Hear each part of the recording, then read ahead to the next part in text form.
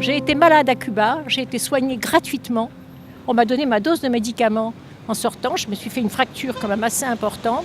Alors pour moi, la santé gratuite, ça me semble une chose indispensable.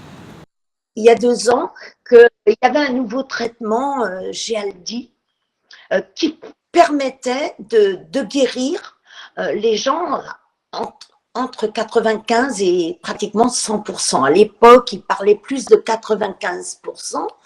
Et quand j'ai revu mon spécialiste l'année dernière lors de ma visite, elle m'a expliqué que ça ne venait pas d'elle si je n'avais pas l'accès aux soins, mais du gouvernement qui n'avait pas donné son accord pour soigner le type d'hépatite, le génotype dont j'étais atteinte, et que grâce à mon hygiène de vie, je pouvais encore patienter. Mais s'il y a des médicaments, disons, efficaces, à quoi bon de les priver à certaines personnes de la société et ne pas l'étendre sur tout le monde? Notre système est impartial.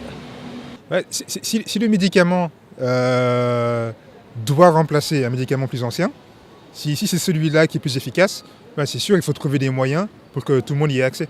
Ça me paraît logique.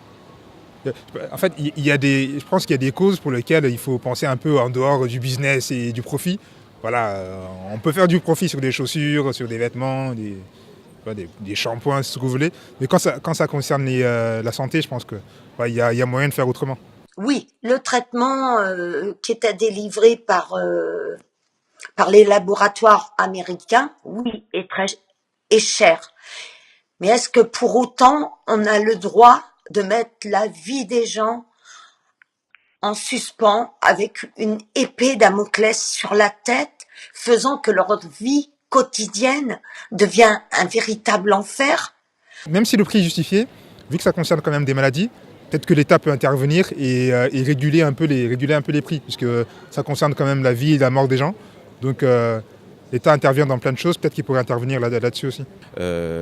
Pour avoir un peu étudié le sujet, il y a un poids, pour ne pas dire un lobbying très fort des laboratoires pharmaceutiques qui font des profits énormes. Je ne vais pas citer de nom, mais il y a des laboratoires dont on sait parfaitement qu'ils font des profits extraordinaires en matière de médicaments, de création de nouveaux médicaments et de commercialisation et de distribution des médicaments. Il n'est pas normal que certains fassent des bénéfices aussi énormes. Ils peuvent faire des bénéfices, c'est légitime, mais qu'ils fassent des bénéfices aussi énormes sur le dos des patients et du système de santé, ça, ce n'est pas normal. C'est-à-dire que quand on nous parle tout le temps des déficits, et notamment des déficits de la sécurité sociale, je pense que tout le monde ne joue pas le jeu et il y a des gens qui sont très attachés, pas forcément à créer le déficit, mais en tout cas à l'entretenir pour leur bénéfice personnel, ça c'est certain. Je pense qu'on est dans une société capitaliste dans laquelle la seule chose qui marche, c'est le profit et que tout est géré sur une notion de profit, donc même la vie humaine et la santé des gens. Alors qu'en fin de compte, tout ça, c'est la même chose, c'est qu'on travaille... Tout est fait pour engraisser les labos. Alors il faut arrêter que la France soit un pays dans lequel la santé, l'éducation, le logement ne soient que faits pour les profits capitalistes. Ce qui m'horrifie, c'est de voir qu'une boîte comme a fait quelque chose comme 200 milliards de bénéfices il y a 2-3 ans, là.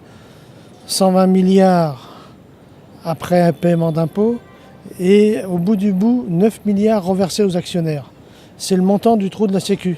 Donc 9 milliards d'euros reversés aux actionnaires, c'est exactement le montant du trou de la Sécu.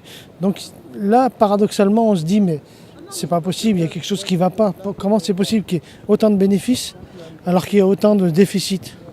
Je crois qu'au point où nous en sommes avec la mondialisation, il est grand temps que les laboratoires repensent leur système de facturation.